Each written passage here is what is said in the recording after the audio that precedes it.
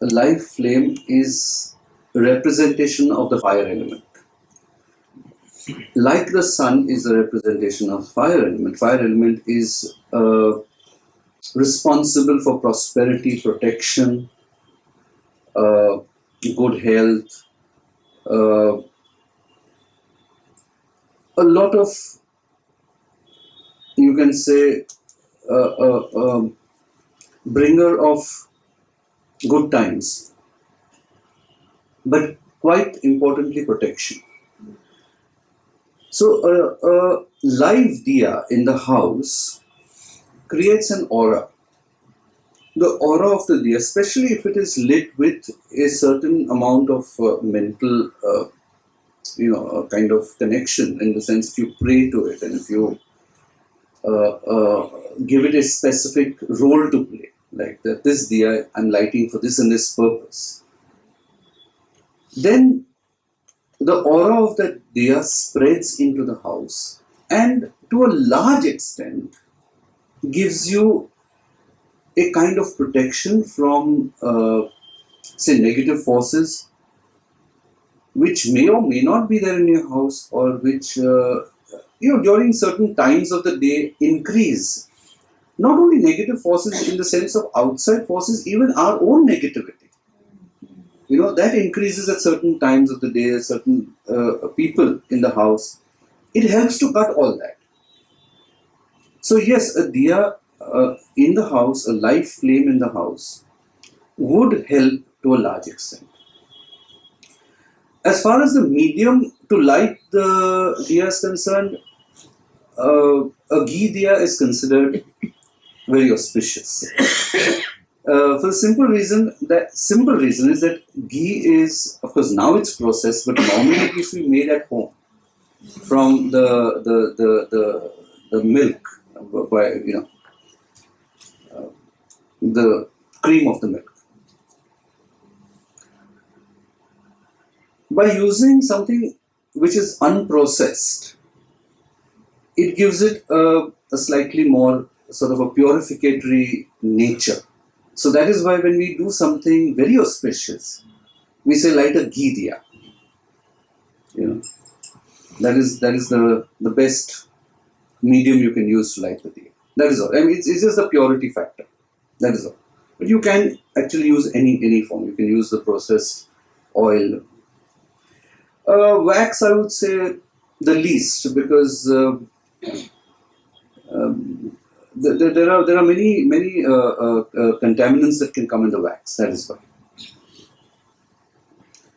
And what was the third? Number of. Yes. When you use the panchati or something of that sort, yes. Well, no, that doesn't really make a big difference. It's more for your mental satisfaction. But yeah, sometimes it has a certain meaning in certain processes, certain ceremonies. I would say that you have to have 5 flames or 3 flames, or so. In that case, it could be helpful. Otherwise, no, it doesn't really make any significant difference. Unless it is specified. In certain ceremonies, it's specified that you need so many jyots or so many. In that case, you need to follow that. And it needs to be continuously on. What? The diya needs to be like 24. Well, if you can keep one on safely for 24 hours, nothing like it. Very good. Very good vibrations in the house. It will spread its aura. If you can manage that, then good for you. Good. House. When you light the diya without a path, there's so many things we have done. Like we get up from bed, or you've done your cooking, or or you've just gone, done things where your aura has come in contact with certain negativity, and it will lessen the efficacy of the diya. That is why. So when you light a diya immediately after a bath, by and large your aura has just been washed, like clean. When you clean your body, obviously your aura also gets a little bit of cleansing, and therefore we say light the diya after a bath. just to make the efficacy of the diya better. I mean, this is a medical thing. It's not something pro or anti women or something. But yes, it is found that the aura becomes dark brown, and there is it's kind of low in energy during your menstrual cycle, monthly cycle.